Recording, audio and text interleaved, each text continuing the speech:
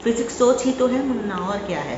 तो ये dx हो गया, ये dl हो गया, ये डिस्टेंस दोनों के बीच में dy मान लिया। तो एक बात मुझे बताओ, dl का square is equal to dy square plus dx square. Pythagoras बाबा ने ये प्रवचन दिया था, ये सत्संग बांटा था, हमने भी ग्रहण कर लिया। अरे सर हमारी चलनी में छेद था। आहो। हेलो एवरीवन, कैसे हो आप लोग। बकवास नहीं करते, डायरेक्ट इस पे आते हैं टॉपिक पे। आज का टॉपिक है एनर्जी ऑफ वेव। ठीक है, सबसे पहली बात तो हमें टॉपिक पढ़ क्यों रहे हैं, ये क्वेश्चन होना चाहिए आपके मन में। देखो भाई, एनर्जी ऑफ वेव से तो कोई क्वेश्चन नहीं आता नीट में या जेईई मेंस में डायरेक्ट क्वेश्चन नहीं आता। एक्चुअली हम टॉपिक पढ़ते इसलिए है ताकि हम इंटेंसिटी का इक्वेशन निकाल सकें। और हम शुरू से ये बात पढ़ते आ रहे हैं, मैंने देखो कई बार ये बात बोली है कि वेव ट्रैवल करती, चाहे वो ट्रांसवर्स हो या लॉन्गिट्यूडनल वेव हो, एनर्जी ट्रैवल करती है। तो क्या एनर्जी की इक्वेशन बनेगी जिसको हम अभी देखेंगे। और इस एनर्जी से आप क्या बता सकते हो, पावर, और पावर से आप क्या बता सकते हो, इंटेंसिटी। तो देखेंगे आगे, मैं आपको डेरिवेशन भी कराऊंगा, लेकिन आप उसको स्केप कर देना, कोई काम का नहीं है, मेरा फॉर्मेलिटी है उसमें मैं करवा रहा हूँ। और इंटेंसिटी हो जाने के बाद आपको फिर मैं इंटरफेरेंस जब पढ़ाऊंगा तब वहाँ पे इंटेंसिटी का काम आएगा। ठीक है, चलो स्टार्ट करते हैं। सबसे पहले तुम फॉर्मूला लिख लो इंटेंसिटी का। इंटेंसिटी का फॉर्मूला कई बच्चों को याद नहीं होता। याद कराने का तरीका मैं बता रहा हूँ। देखो, कई माताएं बहनें क्या करती है, अपने माथा पे पफ बनाती है। नाम सुना होगा, वो मोटा सा गुम्बद सा गोल से लाडू बना लेती है बालों का, उसको पफ बोलते हैं। तो to puff, pie A F, P से पाई, पफ, टू पफ। अब क्या होता है, वो अगर ढंग से ना बने तो वो माताएं बहनें क्या रोने लगती हैं, भिवियाने लगती हैं। तो रोवे मत, मारवाड़ी में कहते हैं रोवे मत ना तू। तो टू पाई एफ, रोवी, रोवे। ठीक है, अब टू सामने आया तो ऊपर में पाई स्क्वायर, ए स्क्वायर, एफ स्क्वायर, ये तीनों में क्या कर दो, टू कर दो। ये आपका इंटेंसिटी का फॉर्मूला बन गया, जिसमें ए मतलब एम्पलीट्यूड होता है, एफ मतलब फ्रीक्वेंसी होता है, रो मतलब डेंसिटी होता है, और वी मतलब वेलोसिटी ऑफ पार्टिकल, नहीं, वेलोसिटी ऑफ वेव। ओके, चलो देखते हैं आगे ये एनर्जी ऑफ वेव क्या होता है और ये एनर्जी ऑफ एसएचएम क्या रिलेशन है इन दोनों में। बहुत मजा आएगा यार। देख क्या होता है, जब हम एसएचएम के बारे में पढ़ते हैं तो हमको इतनी बात पता है कि पार्टिकल क्या करता है, अपने मेन पोजीशन से या तो आगे जाता है या तो पीछे जाता है, मतलब अल्टीमेटली आता वो मेन पोजीशन पे ये है। सुबह का भोला शाम को घर लौटा, परफेक्ट एग्जांपल है इसका। पार्टिकल मीन पोजीशन से एक्सट्रीम पे गया, एक्सट्रीम से वापस मीन पे, मीन से वापस एक्सट्रीम पे, और एक्सट्रीम से वापस मीन पे। तो इस दौरान क्या होता है, अगर मैं ट्रैवलिंग वेव के बारे में बात करूं, ट्रांसवर्स वेव के बारे में बात करूं, तो पार्टिकल होगा ऊपर जाएगा, फिर मीन पोजीशन पे आएगा, फिर नीचे जाएगा, फिर मीन पोजीशन पे आएगा। तो आपको एसएचएम की नॉलेज से पता है कि मीन पोजीशन पर पार्टिकल की वेलोसिटी जो होती है वो मैक्सिमम होती है, और एक्सट्रीम पॉइंट ऑफ वेलोसिटी क्या होती है, मिनिमम होती है। और आपको ये भी पता है कि एट सेंट्रल पॉइंट या एट मीन पोजीशन उसकी जो पोटेंशियल एनर्जी होती है वो मिनिमम होती है, और एक्सट्रीम पॉइंट पे उसकी पोटेंशियल एनर्जी मैक्सिमम होती है। आप खुद बताओ कि सपोज करो ये पार्टिकल है और ये वेव ऐसे ऐसे ट्रैवल कर रही है, और ये पार्टिकल ऊपर नीचे कर रहा है, और ये पार्टिकल का मीन पोजीशन है। तो पार्टिकल जब ऊपर जा रही है इसका मतलब ये मैक्सिमम वेलोसिटी से जाएगी ऊपर। वी भी सपोज करो velocity of particle maximum velocity से ऊपर जाएगी, और ऊपर जाते जाते इसकी वेलोसिटी क्या होगी, मिनिमम होगी, लेकिन इसकी पोटेंशियल एनर्जी मैक्सिमम होगी। आप इसको एक काइनेमैटिक्स की तरह से ट्रीट कर सकते हो। अगर आपको सिस्टम नहीं आता, खैर ये गलत है काइनेमैटिक्स से ट्रीट करना, लेकिन चलो आप एक बार कर लो, मान लो, क्योंकि सपोज मैं करके सकता हूँ कि आपको एसएचएम नहीं आता है। तो पार्टिकल जब ऊपर गई तो इस समय इसकी पोटेंशियल एनर्जी क्या हो गई, मैक्सिमम हो गई, और इसकी जो वेलोसिटी थी वो क्या हो गई, मिनिमम हो गई, यानी काइनेटिक एनर्जी क्या हो गई, मिनिमम हो गई। नीचे आया तो काइनेटिक एनर्जी मैक्सिमम हो गई, और सेंट्रल पे हम लोग पोटेंशियल एनर्जी यानी मीन पोजीशन में पोटेंशियल एनर्जी जीरो मानते हैं। होता नहीं है जीरो, लेकिन अगर आप जीरो मानोगे तो आपको काइनेटिक एनर्जी क्या होगा, इधर मैक्सिमम होगा, और नीचे जाओगे तो वापस पोटेंशियल एनर्जी मैक्सिमम, और ऊपर जाओगे तो मतलब नीचे में जाओगे तो वापस क्या, काइनेटिक एनर्जी मिनिमम हो जाएगा। तो एक बात आपको देखने को मिली, जहां जहां काइनेटिक एनर्जी मैक्सिमम वहां वहां पोटेंशियल एनर्जी मिनिमम। समझ में आ रही है बात। तो होता क्या है, जब पार्टिकल ऊपर जा रहा होता है तो इसकी पोटेंशियल एनर्जी बढ़ रही होती है, काइनेटिक एनर्जी घट रही होती है। इस दौरान, इस पूरे प्रोसेस के दौरान जो टोटल एनर्जी होती है that is called kinetic energy plus potential energy, वो होती है कांस्टेंट। समझ में आई बात, वो होती है कांस्टेंट। ठीक है, कि काइनेमैटिक्स का नॉलेज में भी हम लोग पढ़ते हैं, जब कोई एक्सटर्नल फोर्स नहीं लग रहा होता है, तो लॉस इन काइनेटिक एनर्जी जो होता है वो गेन इन पोटेंशियल एनर्जी के बराबर होता है। तो सेम कॉन्सेप्ट है, जितना अगर 10 काइनेटिक एनर्जी लॉस हुआ, 10 ही गेन हुआ पोटेंशियल एनर्जी का, तो नेट एनर्जी तो अभी भी क्या है, कांस्टेंट है, तो उससे टोटल एनर्जी क्या होती है, कांस्टेंट होती है। बहुत इंपॉर्टेंट है, टोटल एनर्जी इज कांस्टेंट और उसकी वैल्यू हाफ के ए स्क्वायर आती है। एसएचएम के पॉइंट ऑफ व्यू से अगर देखें तो नीट का बहुत इंपॉर्टेंट क्वेश्चन बनता है, टोटल एनर्जी का आपको इक्वेशन पूछेगा कि टोटल एनर्जी का आप इक्वेशन बताओ क्या होता है। हाफ के ए स्क्वायर होता है जिसमें ए एम्पलीट्यूड होता है और के का वैल्यू आपको पता है 2 पाई के बाद लैम्डा होता है। के का वैल्यू क्या होता है, 2 पाई के बाद लैम्डा, 4 पाई नहीं, 4 पाई जिसमें लाभ नहीं वो नहीं, 2 पाई के बाद लैम्डा, ठीक है। के का वैल्यू क्या है, 2 पाई बाय लैम्डा। इतनी सी बात समझ में आई। तो इतना नॉलेज हमको लेना क्यों था, कंपेयर करने के लिए लेना था। देखते हैं, देखो जब आप ग्राफ बनाते हो पार्टिकल का एसएचएम का, तो ग्राफ कुछ ऐसा बनता है, घबराने की बात नहीं है जिसको नहीं आता है, ठीक है। सेंट्रल पॉइंट पे क्या होता है, पार्टिकल का जब एसएचएम हो रहा होता है तो उसके सेंटर यानी उसके मीन पोजीशन पे देखा जाए, और अगर वो मीन पोजीशन में पार्टिकल रखा हुआ है तो उस समय उसकी काइनेटिक एनर्जी जो होती है वो मैक्सिमम होती है। यानी काइनेटिक एनर्जी का ग्राफ तो क्या बन गया, ये वाला ग्राफ बन गया काइनेटिक एनर्जी वाला, क्योंकि मीन पोजीशन पे काइनेटिक एनर्जी क्या है, मैक्सिमम है, और मीन पोजीशन पे पोटेंशियल एनर्जी क्या है, मिनिमम। तो ये क्या हो गया, ये पोटेंशियल एनर्जी का ग्राफ बन गया, ठीक है। तो हुआ ऐसा कि ये हुआ आपका पोटेंशियल एनर्जी का ग्राफ और ये हुआ आपका काइनेटिक एनर्जी का ग्राफ। देखो ना, आप अगर एक्सट्रीम पर जाते हो तो एक्सट्रीम पे आपका जो काइनेटिक एनर्जी है वो तो मिनिमम हो गया, लेकिन पोटेंशियल एनर्जी जो था वो मैक्सिमम हो गया। आपको एक ग्राफ समझ में आ रहा है। एसएचएम में इसके बारे में बात करेंगे आगे और डिटेल में, आप अभी तक इतना समझो। और जो टोटल एनर्जी आता है वो कुछ ऐसा आता है, लेकिन आप गौर से जब देखोगे ना तो ये जो कर्व बनाया है मैंने पोटेंशियल एनर्जी का, ये नीचे टच नहीं कर रहा है। नीचे टच नहीं कर रहा है इसका मतलब इसके पास इनिशियल कुछ पोटेंशियल एनर्जी है मेन पोजीशन पे जो जीरो नहीं है। हम मान के चलते अगर जीरो तो ऐसा कुछ होता, ऐसा ये टच कर रहा होता नीचे की तरफ। इतनी बात समझ में आई।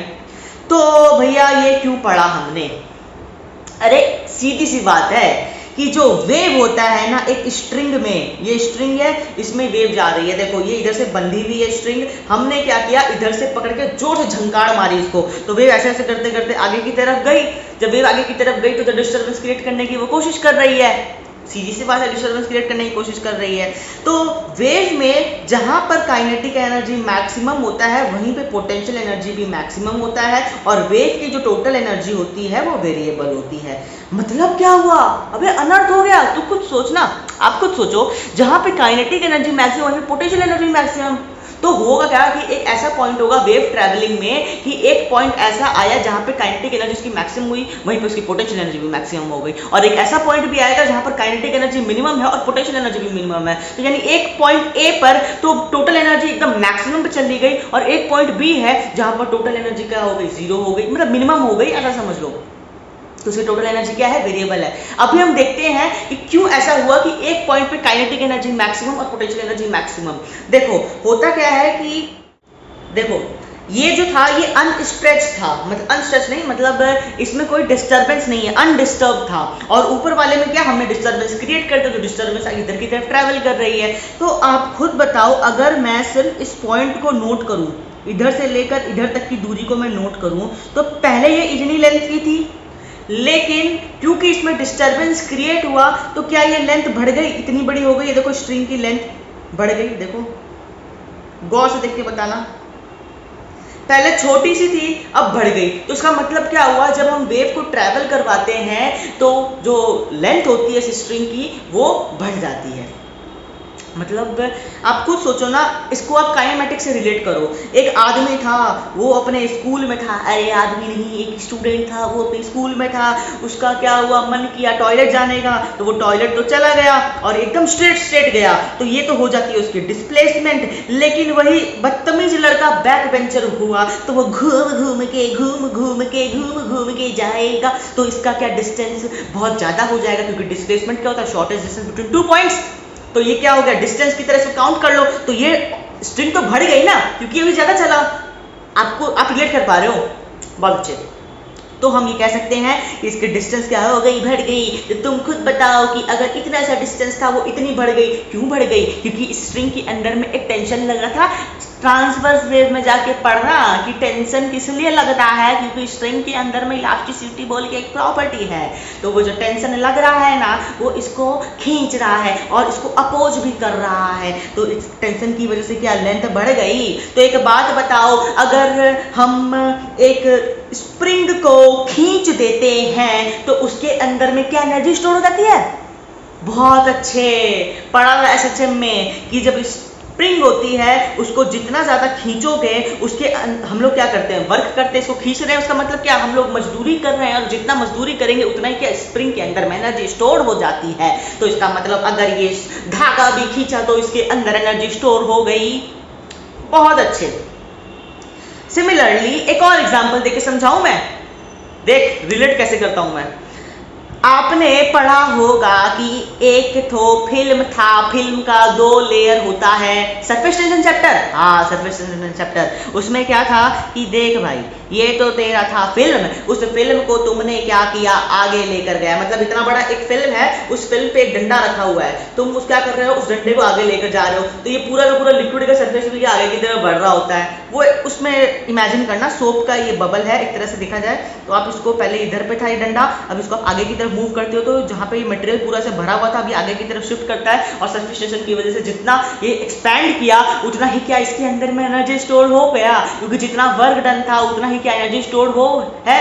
हाँ है। तो होता क्या है, जो वर्क डन होता है वो क्या होता है बबुआ, जो वर्क डन होता है वो क्या होता है, एनर्जी होता है। जितना वर्क किया उतना ही तो पोटेंशियल एनर्जी के फॉर्म में अंदर स्टोर हुआ ना। और वर्क कितना होता है, फोर्स इनटू डिस्प्लेसमेंट होता है। तो फोर्स इधर क्या लग रहा था, टेंशन, और डिस्प्लेसमेंट सपोज करो ये dx लेंथ का है, बाद में ये dl लेंथ बन गया। तो t into dl minus dx क्या, यही वर्क डन हुआ और यही क्या स्टोर्ड एनर्जी हुआ इस स्ट्रिंग के अंदर में। इस स्ट्रिंग के dx एलिमेंट के अंदर में इतना स्टोर्ड एनर्जी हुआ।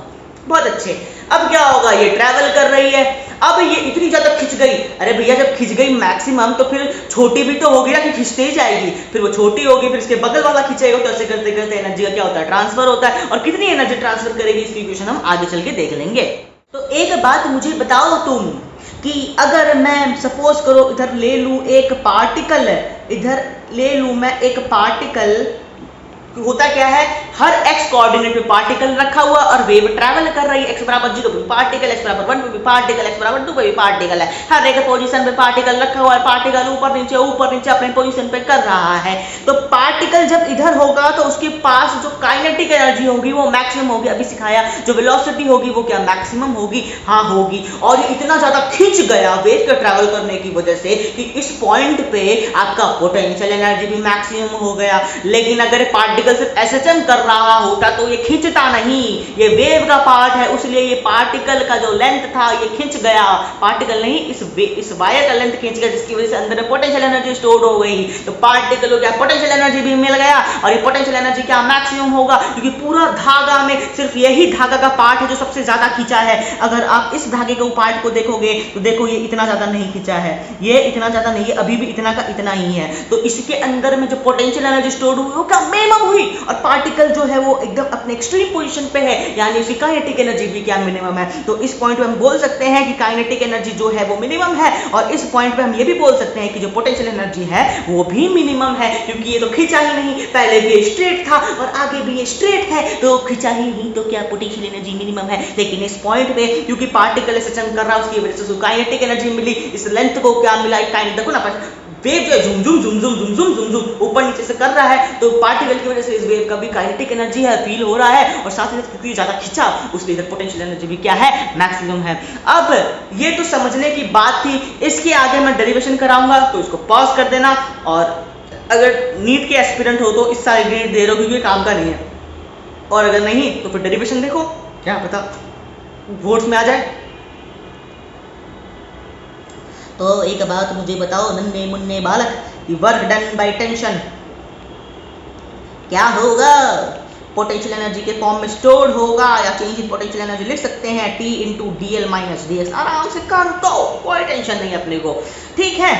चलो बहुत बढ़िया। तो एक बात बताओ, ये क्या लेंथ dx था, ये वापस जाके देखो आर्बिट्रली खींच गया। ये लेंथ dx था, लेकिन अब ये ऐसा कुछ हो गया, ये ऐसा कुछ हो गया, देखो इधर कुछ हो गया, खिंच गया ना, तो ये dx था और ये ऐसे खिंच गया, ये dx था, ये ऐसे खिंच गया, ये dx था, ये ऐसे खिंच गया, खिंचा कि नहीं खिंचा, तो इसको हमने dx माना और ये ऐसे खिंच गया तो इसको क्या माना, dl माना। ये खाली एक डायमेंशनल हम लोग सोच रहे हैं, ऐसा नहीं है, कॉपी में ऐसा लिखते नहीं है, बस फिजिक्स सोच ही तो है मुन्ना, और क्या है। तो ये dx हो गया, ये dl हो गया, ये डिस्टेंस दोनों के बीच में dy मान लिया। तो एक बात मुझे बताओ, dl का square is equals to dy square plus dx square. Pythagoras बाबा ने ये प्रवचन दिया था, ये सत्संग बांटा था, हमने भी ग्रहण कर लिया। अरे सर हमारी चलनी में छेद था। आहो देखो t into D L minus D x हुआ, और dl का इक्वेशन हो तुम लिख सकते हो root over dx square plus dy square minus dx। इतनी सी बात समझ में आई थी, मैं नीचे वाले मिटा दे रहा हूं।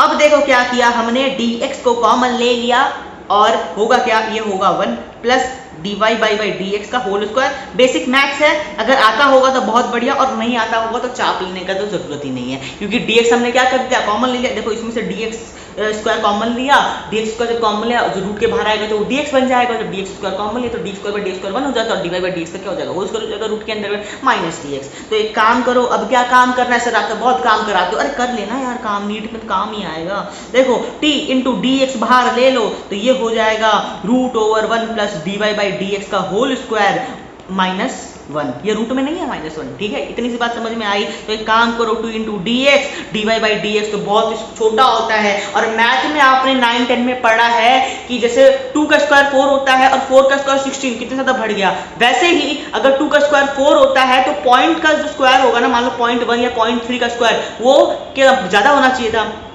सपोज कर 2 का स्क्वायर क्या होता है 4, और 4 का स्क्वायर क्या होता है 16, तो जितना ज्यादा नंबर बढ़ते जाता है स्क्वायर का वैल्यू भी बढ़ते जाता है। लेकिन जब आप पीछे जाते हो तो ऐसा काम नहीं होता है। देखो कैसे नहीं होता है, तो आपके हिसाब से 0.1 और 0.4, 0.1 का स्क्वायर जो होगा वो बड़ा होगा, लेकिन 0.4 का स्क्वायर जो होगा वो छोटा होगा। ये डेसिमल में ये लोचा होता है कि जितना बड़े का डेसिमल का आप स्क्वायर रूट करते हो वो वैल्यू उतना छोटा आता है, ठीक है, कोई बात नहीं। तो dy by D x already बहुत छोटा है, उसका अगर तुम स्क्वायर करोगे तो वो और छोटा हो जाएगा। तो हम लोग उसको ऐसे लिख सकते हैं कि 1 plus 1/2 dy by D x minus 1, और 1 से 1 कट गया और dx से हाँ, तो ये हो गया तुम्हारा t into d x into ये dy बाई डी एक्स का होल स्क्वायर होगा, क्योंकि जो रूट को हटाया ना हमने, रूट को अलग किया ना, root over 1 plus dy by dx का होल स्क्वायर था, तो रूट को हटाया तो 1 का रूट तो 1 नहीं होता है, और dy बाई dx का रूट को हम लोग 1/2 लिख सकते हैं, कोई दिक्कत नहीं। तो ये कितना हो जाएगा इंटू dy बाई dx का होल स्क्वायर। समझ में आया, dy बाई dx का होल स्क्वायर। और एक काम करो, मैं इसको मिटा दे रहा हूं, इस हिसाब से लिख लो t into d x into dy by dx का होल स्क्वायर। इतनी सी बात समझ में आई। तो देखो ये dx वाला एलिमेंट एक्स्ट्रा है और हम हैं जुगाड़ू आदमी, तो इधर क्या था du का वैल्यू था, तो एक काम du इज इक्वल टू यही तो आया था, तो एक काम करो इस du को dx को नीचे ले जाओ, तो t into d y by D x का होल स्क्वायर कर दो। तो ये हो गया potential energy stored per unit length. कुछ देर पहले बताया था कि इस पूरे यूनिट लेंथ में कुछ पोटेंशियल एनर्जी स्टोर्ड हो गई और स्ट्रिंग आगे की तरफ स्ट्रिंग बढ़ती जाएगी, क्या डिस्टर्बेंस आगे की तरफ बढ़ती जाएगा, तो इस पर यूनिट लेंथ में जो पोटेंशियल एनर्जी स्टोर्ड है वो आगे बढ़ते जाएगा। और आपको ये भी बात पता है कि इस पूरे वेव में जो एनर्जी होती है वो वेरिएबल होती है, वो एक्स पे भी डिपेंड करती है और टी पे भी डिपेंड करती है, आगे हम इसको देखेंगे। तो इतनी बात समझ में आई, तो t into d y by D x का होल स्क्वायर। चलो एक बात मुझे बताओ, जो वेव ट्रैवल कर रही थी इधर की तरफ, तो इसको मैं लिख सकता हूँ a sine omega T plus के एक्स, लिख सकता हूँ कि नहीं लिख सकता। लेकिन अगर वेव आगे की तरफ ट्रैवल कर रही होती तो मैं क्या इसको ऐसे लिख सकता था a sine omega T minus के एक्स। मैं सपोज करके देखो इक्वेशन तो वही आएगा, क्योंकि अभी तक तो हमने कभी भी देखा नहीं कि वेव आगे की तरफ जा रही है कि पीछे की तरफ जा रही है, सारा कन्वेंशन वो है। मैं मान के चलता हूँ कि वेव आगे की तरफ जा रही है। जब वेव आगे की तरफ जा रही है तो D you by D x का वैल्यू क्या हो जाएगा, t by 2 into d y by D x. इसको एक्स के रिस्पेक्ट में डेरिवेटिव जब मारोगा तो ये आएगा a स्क्वायर के square cos square omega T minus के एक्स। आता एक कॉस ओमेगा टी माइनस के एक्स, लेकिन मैंने उसको क्या कर दिया, स्क्वायर कर दिया। साइन का डेरिवेटिव क्या होता है, कॉस होता है, समझ में आ रहा है। और एक्स के रिस्पेक्ट में मारा तो माइनस आता, लेकिन माइनस का स्क्वायर क्या हो जाता है, प्लस हो जाता। तो D you by simple maths है, इसमें घबराने की बात नहीं है। तो D you by D x is equal to T by two A square के square plus omega T minus के एक्स। और एक काम करो, ये टेंशन आया। अब भैया इस वेव में जो ट्रैवल कर रही है, ये वेव जो ट्रैवल कर रही है, ये एक सॉलिड मीडियम में ट्रैवल कर रही है, उसलिए तो टेंशन आया। लेकिन अगर ये लॉन्गिट्यूडनल होती तो क्या होता? तो भैया इस टेंशन को हटा दो, सीधा एक वेलोसिटी का फॉर्म रख दो, तो लॉन्गिट्यूडनल के लिए वैलिड हो जाएगा और ट्रांसवर्स के लिए वैलिड हो जाएगा। तो एक काम करो, D you by D X, और टेंशन का वैल्यू तुमको पता है क्या होता है, velocity is equal to root over T by mu. तो velocity is equal to tension is equal to V square mu. तो एक काम करो, V square mu A square के square cos square omega T minus के X कर दो divided by 2। अरे वाह, बहुत बढ़िया। आगे क्या हुआ? आगे कुछ नहीं है, के का वैल्यू को भी रिप्लेस कर दो। के क्या होता है? ओमेगा बाई वी होता है। तो ये क्या हो जाएगा? Omega square by V square से वी स्क्वायर कटा, तो फॉर्मूला आया mu A square omega square cos square omega T minus के एक्स। सर ये आप क्या पढ़ा रहे हो? अरे कुछ नहीं मुन्ना, ये फॉर्मूला है और कुछ नहीं है। म्यू इंटू सारा का स्क्वायर, और जब सारे का स्क्वायर किया तो नीचे में 2 से डिवाइड कर दो, बरोबर करने के लिए याद करने का तरीका। Mu A square omega square cos square omega T minus के एक्स। एक बात मुझे बताओ, जो वेव जो पार्टिकल था उसका वेलोसिटी का इक्वेशन क्या था? उसका इक्वेशन था omega root over a square minus x square at any point, अगर वो रहता है तो। समझ में आया? और इधर क्या? ओमेगा टी माइनस के एक्स। वो एक्स अलग था, वो एक्स पार्टिकल का डिस्प्लेसमेंट था आगे पीछे, जिसको अब वेव के चैप्टर में हम वाई बोल रहे हैं। ये एक्स अलग है, ये वेव का कोऑर्डिनेट है। अगर वेव का लेक्चर देखा होगा तो ये समझ में आ रहा होगा। खैर कोई बात नहीं, आगे बढ़ते हैं। तो ये तो था पोटेंशियल एनर्जी का equation D you by D x, मतलब एक्स के रिस्पेक्ट में पोटेंशियल एनर्जी कैसे वेरी करेगी। सर आपने तो पोटेंशियल एनर्जी बता दिया, लेकिन आप एक चीज भूल रहे हो। क्या भूल रहा हूं मैं? हाँ, काइनेटिक एनर्जी भूल रहा हूं मैं। तो kinetic energy of D x part जो होगा वो क्या होगा बताओ? हाफ। अरे डी एक्स पार्ट है, नन्ना मुन्ना चिन्ना राही सा पार्ट है, तो इसका मास भी नन्ना मुन्ना चिन्ना सा होगा, तो चिन्ना सा मास हाफ एम वी स्क्वायर। तो वी पी स्क्वायर कर देना, क्योंकि इस चन्ना मुन्ना में क्या पार्टिकल ही आएगा, वेव तो आएगा नहीं। वेव के लिए तो पूरी बड़ी कहानी लेनी पड़ती है हमको तो लोकेशन फिक्स कर दिया, डी एक्स पार्ट का निकालना है। जब लोकेशन फिक्स कर दिया तो वो वेव नहीं, वो एसएचएम बन गया। तो half into d m into v p square. समझ में आ रहा है आपको? बहुत बढ़िया। अगर समझ में आ रहा है तो एक काम करो, हाफ इंटू, देखो भैया सीधा सा बात है, जो मास पर यूनिट लेंथ का वैल्यू क्या होता है? म्यू। तो mu is equal to mass per unit length. तो एक काम करो, म्यू dx कर दो, dm का वैल्यू, क्योंकि म्यू का वैल्यू dm बाई dx होता है ना, मास पर यूनिट लेंथ का मास dm है, तो dm बाई dx का वैल्यू म्यू हो जाएगा। तो म्यू dx इंटू vp क्या हो जाएगा बताओ? dy बाई dt का होल स्क्वायर। ये तो सर चीटिंग है। अरे तो dy बाई dx का वेलोसिटी होगी वेव की। अरे गधा, ये तो स्लोप है yx कर्व का, ये वेव का स्लोप है, ये वेलोसिटी नहीं है। Velocity of particle is negative of velocity of wave into dy by dx, ये होता है। तो सर वेलोसिटी ऑफ वेव क्या हुई? वेलोसिटी ऑफ वेव हुई, वेव क्या हुई फिर? वेलोसिटी ऑफ वेव हुई dx बाई dt, क्योंकि वेव तो x में ट्रेवल कर रही है ना, उसका डेरिवेटिव मारो। अगर एक पार्टिकल ऊपर नीचे जा रहा है y एक्सिस में, तो dy बाई dt क्या उसका SHM का वेलोसिटी था, dy बाई dt। लेकिन वेव तो आगे की तरफ जा रही है, तो इसका जो वेलोसिटी वो dx बाई dt आएगा, ना कि dy बाई dx होगा। गधा वाला काम मत कर देना dy बाई dx करके, ठीक है ना। तो अगर dy बाई dt का होल स्क्वायर मुझे करना है, और y का इक्वेशन मुझे वेव से पता है, y का इक्वेशन होता है a sin omega t minus के एक्स। मैंने अभी बोला था कि वेव आगे की तरफ जा रही है, उसके क्या हो जाएगा? माइनस हो जाएगा। जब इसका आप डेरिवेटिव रख के मारोगे तो करके देख लो, dk is equal to half mu dx into a square omega square cos square omega T minus के एक्स। अगर आप मेडिकल वाले हो तो कोई आपका जेई में इसका स्टूडेंट होगा, उससे आप करवा लेना चीज़, उसको आ जाएगा, उससे पूछ लेना क्लास में जाके। इस dx को इधर ले आओ, तो dk बाई dx का value half mu A square omega square cos square omega T minus के एक्स। क्या ये वही इक्वेशन आया जो पोटेंशियल एनर्जी में था? देखो, mu times of A square omega square cos square, सब में स्क्वायर तो डिवाइडेड बाई 2 कर दो। तो हम लोग ऐसा लिख सकते हैं कि du by D x is equal to d k by D x. यानी मैंने पहले भी बोला था जितना पोटेंशियल एनर्जी चेंज उतना ही काइनेटिक एनर्जी चेंज। अरे चेंज नहीं है, ये क्या है, पर यूनिट लेंथ पे पोटेंशियल एनर्जी, यानी पर यूनिट पे जितना पोटेंशियल एनर्जी उतना ही काइनेटिक एनर्जी होगा। तो एक बात बताना, टोटल एनर्जी जो होगा वो क्या du by D x plus dk by D x होगा। ये टोटल एनर्जी का पूरा वेव का होगा। अरे नहीं भैया, जब पूरा एक छोटा सा इन्ना सा पार्टिकल का तुम dx लेंथ का एलिमेंट का जब बात कर रहे हो, कितना सा पोटेंशियल एनर्जी स्टोर है, कितने काइनेटिक एनर्जी स्टोर है, तो टोटल एनर्जी भी क्या उतना ही होगा। तो टोटल एनर्जी कितना हो जाएगा, de बाई डी एक्स, मतलब उतना ही एलिमेंट का लेंगे टोटल एनर्जी भी, de by D x is equals to du by D x plus dk by D x. एक काम करो, जब इसको 2 टाइम से मल्टीप्लाई करते हो तो 2 2 कट जाता है, तो फॉर्मूला बन जाएगा mu a square omega square cos square omega t minus के एक्स। तो ये तो तुम्हारा क्या बन गया, इंस्टेंटेनियस उस एलिमेंट का एनर्जी मिल गया। अब तुम आते हो 12 वाला चैप्टर जिसका नाम है ऑल्टरनेटिंग करंट। बहुत मजा आएगा वहां पे। तुमको पता है कि साइन का एवरेज वैल्यू जो 0 होता है, कास का एवरेज वैल्यू 0 होता है, लेकिन साइन स्क्वायर या कॉस स्क्वायर का जो एवरेज वैल्यू होता है उसका वैल्यू हाफ होता है। इसी चैप्टर में पढ़ाएंगे, अभी टेंशन नहीं लेना तुमको। तो क्या हो जाएगा, इस पूरे टर्म को हटा के डिवाइडेड बाई 2 कर दो। Very easy, very easy.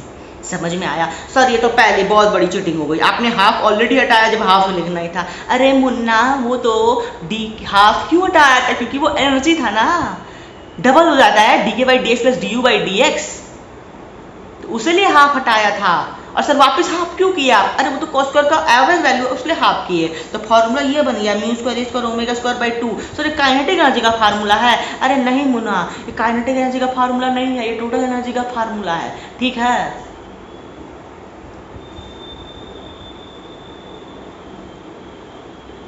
तो ऐसा कुछ मेरे पास ग्राफ बना कि सपोज करो ये वेव है, वेव में इधर टोटल एनर्जी मैक्सिमम, इधर मिनिमम, सपोज करो 10, इधर कितना 110, ठीक है 110, और इधर क्या 10।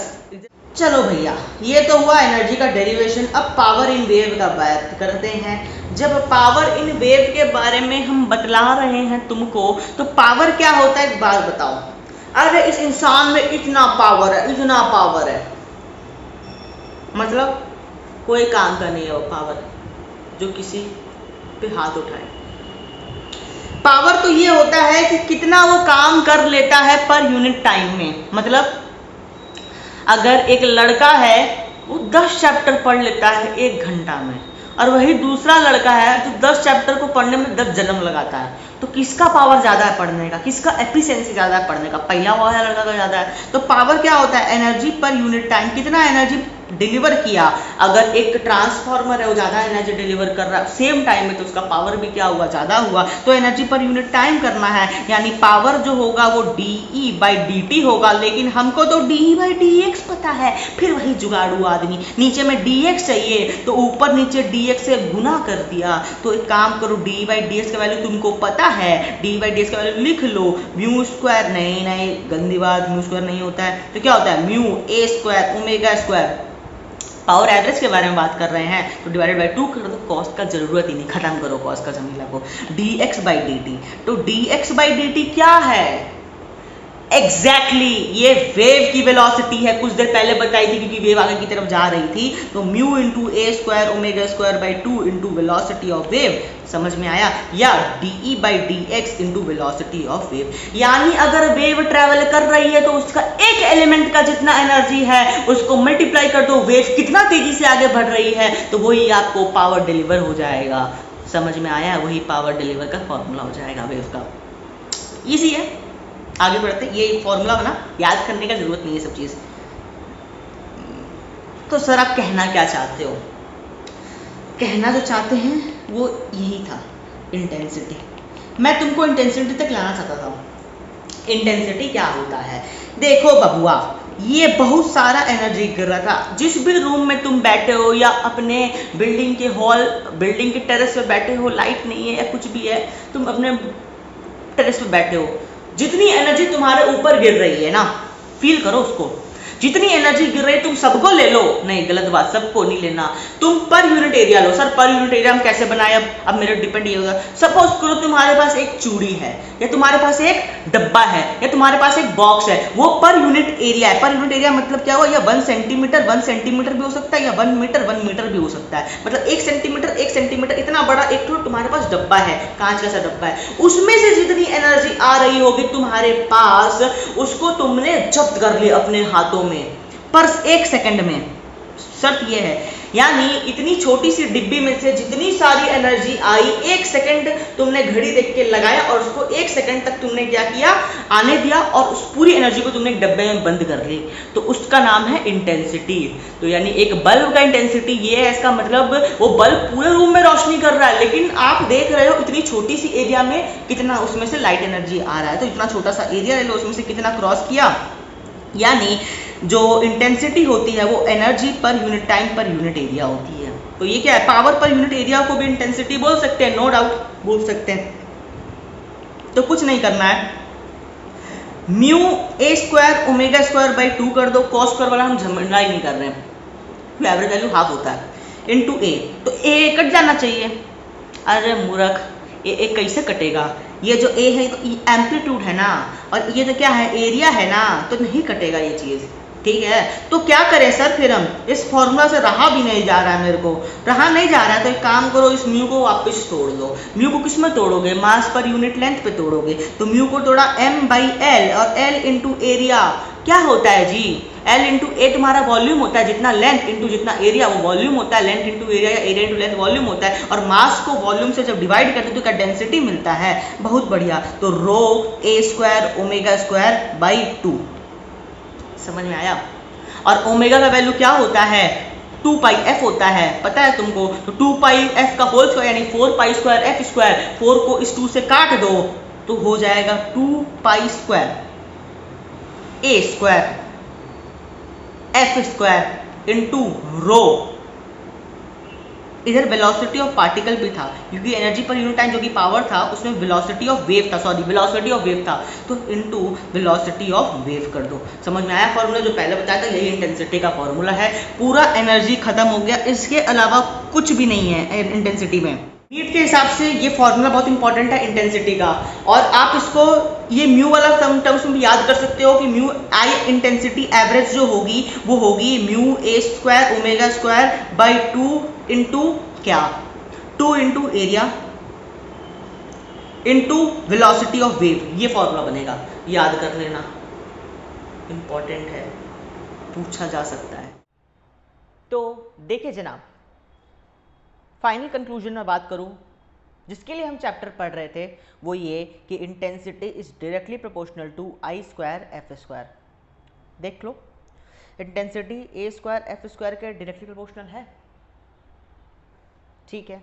यानी सिर्फ इंटेंसिटी को आप directly proportional to A square करके मत आना सवाल, अगर सोर्स अलग अलग हो, अगर कोहेरेंट सोर्सेस हो तब भी आप intensity is directly proportional to A square करना, या जब फ्रीक्वेंसी सेम हो तब भी आप करना, नहीं तो आप मत करना। क्वेश्चन से सॉल्व करें, करते हैं। देखो, एग्जामिनर आपको बोला कि एक ग्राफ है, एग्जामिनर आपको बोल रहा है कि 2 ग्राफ है, एक ग्राफ I1 इंटेंसिटी वाला, एक ग्राफ I2 इंटेंसिटी वाला आपको दिख रहा होगा। इन दोनों इंटेंसिटी का आपको रेशियो बताना है। अगर ये वैल्यू 4 दिया हुआ है और ये जो वैल्यू है ये ढंग से मैंने बनाया नहीं, ये इसको टच कर रहा है, ये वैल्यू जो है ये 1 दिया हुआ है, 1 मीटर 4 मीटर, ठीक है। ये एक ही पार्टिकल है, वाई टी का ग्राफ है, मतलब वाई का मतलब ये SHM एक पार्टिकल का, ये जब पार्टिकल SHM कर रहा है तो I1 इंटेंसिटी प्रोड्यूस कर रहा है, और वही पार्टिकल लेकिन जब डिफरेंट फ्रीक्वेंसी पे तो उसका इंटेंसिटी I2 है। देखो ना, ये कितना वेव बना रहा है, एक, ये एक, कुल मिलाकर 2, ब्लैक वाला 2 वेव है और रेड वाला सिंगल 1 वेव है। तो फ्रीक्वेंसी का डिफरेंस हो गया, I1 का फ्रीक्वेंसी 1 है और I2 का फ्रीक्वेंसी क्या है 2 है, मतलब सेम टाइम पे वो 2 वेव बना रहा है और ये 1 वेव बना रहा है, और एम्पलीट्यूड का भी डिफरेंस है। तब आपको I1 बाई I2 को कंपेयर करना है, जिसका आंसर आएगा A1 F1 square divided by A2 F2 square. तो यानी ये हो गया 4/1 इंटू एफ बाई क्या हो गया 2f का होल स्क्वायर, एफ कटा, फॉर्मूला बना ये A1 F1 स्क्वायर होता है ना, तो फॉर्मूला बना 4/16 कितना हो गया, 4 हो गया इसका आंसर। समझ में आया? ये इंटेंसिटी का सवाल आ सकता है। बाकी जो इंटेंसिटी है वो हम इंटरफेरेंस में पढ़ेंगे।